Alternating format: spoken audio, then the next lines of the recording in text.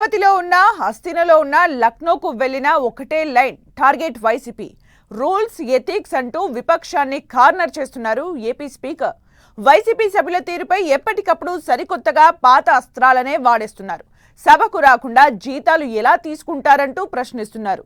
No work no pay విధానం ఎందుకు అమలు చేయాలంటూ ప్రపోజల్ పెడుతున్నారు. స్పీకర్ పెడుతున్న ఒత్తిడితో వైసీపీ ఓ మెట్టు దిగి సభకు వచ్చేనా?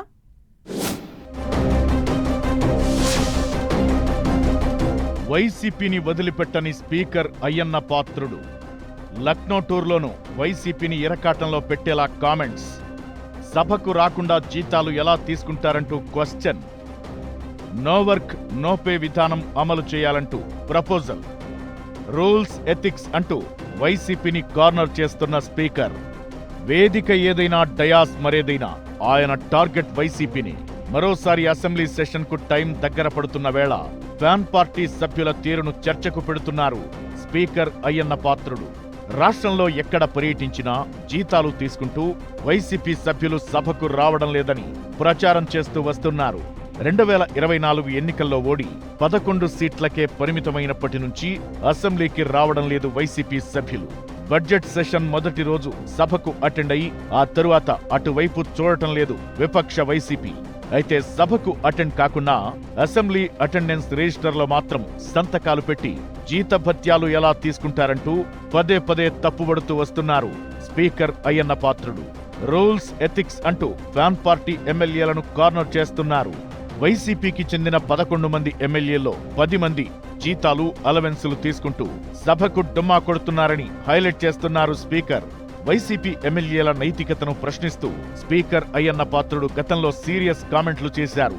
ఎథిక్స్ కమిటీ సభ్యులు 3 సార్లు సమావేశమై సభకు అటెండ్ కాని ఫ్యాన్ పార్టీ శాసనసభ్యుల తీరుపై డిస్కస్ చేశారు.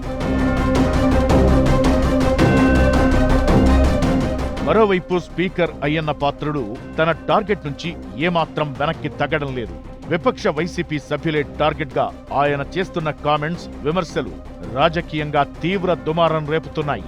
ఎక్కడికి వెళ్లినా వైసీపీ ఎమ్మెల్యేలు సభకు రాకుండా జీతాలు తీసుకుంటున్నారని విమర్శలు చేస్తున్న స్పీకర్ జాతీయ స్థాయిలోనూ వైసీపీ ఎమ్మెల్యేలను వదలడం లేదు. ఉత్తరప్రదేశ్లో జరిగిన చట్టసభల సభాపతుల 86వ అఖిల భారత మహాసభకు హాజరైన స్పీకర్ అయ్యన్న పాత్రుడు ఆ సభలో మాట్లాడుతూ నో వర్క్ నో పే అంటూ సంచలన ప్రతిపాదన చేశారు. చట్టసభలకు హాజరు కాని ప్రజా ప్రతినిధులకు నో వర్క్ నో పే నిబంధన తీసుకురావాలని స్పీకర్ అయ్యన్న పాత్రుడు సూచించారు. ఎమ్మెల్యేలకు జీతాలు ఇవ్వకపోయినా పనితీరు మార్చుకోకపోతే ప్రజలు వారిని వెనక్కి పిలిచేలా రైట్ టు రీకాల్ హక్కుని కల్పించాలని లోక్సభ స్పీకర్ను కోరారు. 2024 జూన్లో ఎన్నికైనప్పటి నుంచి కొంతమంది సభ్యులు ఇప్పటి వరకు ఒక్కరోజు కూడా సభకు హాజరు కాలేదని, కనీసం చర్చల్లో కూడా పాల్గొనలేదని స్పీకర్ల సభలో అయ్యన్న పాత్రుడు ప్రస్తావించారు. సభకు రాని సభ్యుల్లో ఎక్కువ మంది వేతనాలు భత్యాలు మాత్రం తీసుకుంటున్నారని, ఇది చాలా బాధాకరమైన విషయమంటూ నేషనల్ లెవెల్లో వైసీపీ తీరుని ఎక్స్పోజ్ చేసే ప్రయత్నం చేశారు. సభకు హాజరు కాని వారిపై చర్యలు తీసుకునేందుకు స్పష్టమైన నిబంధనలు లేనందున లోక్సభ స్పీకర్ ఓం బిర్లా దీనికి మార్గం చూపాలని అయ్యన్న పాత్రుడు కోరారు. ఉద్యోగులు విధులకు రాకపోతే జీతాలు కోత విధించినట్లే సభకు రాని ప్రజా ప్రతినిధులకు కూడా నో వర్క్ నో పే నిబంధన అమలు చేయాలన్నారు. ప్రజా ప్రతినిధులు తమ బాధ్యతను విస్మరిస్తే రాజ్యాంగాన్ని లేదా ప్రజా ప్రాతినిధ్య చట్టాన్ని సవరించైనా సరే వారిని వెనక్కి పిలిపించే రైట్ టు రీకాల్ హక్కును ఓటర్లకు కల్పించాలని కోరారు. ఇలా వేదిక ఏదైనా మీటింగ్ మరేదైనా వైసీపీని మరింతగా కార్నర్ చేసేలా స్పీకర్ మాట్లాడుతున్న తీరు న్యూస్ హెడ్లైన్ గా మారుతోంది. సభకు రాకుండా జీతాలు తీసుకోవడం ఉద్యోగం చేయకుండా జీతం తీసుకున్న దానికి సమానమని చెప్పుకొస్తున్నారు. దీంతో సాధారణ జనంలో వైసీపీ తీరును స్పీకర్ ఎండగడుతున్నట్లవుతోంది.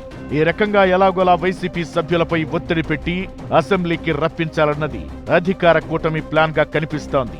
వైసీపీ మాత్రం ఎప్పట్లాగే పాతపాటే పాడుతోంది. ప్రతిపక్ష హోదా ఇచ్చే వరకు సభకు వచ్చేది లేదని తేల్చి చెబుతోంది. మరి కూటమి బ్లేమ్ గేమ్ పై చేయి సాధిస్తుందా లేక వైసీపీ మొండిపట్టు నెరవేరుతుందా అనేది వేచి చూడాలి.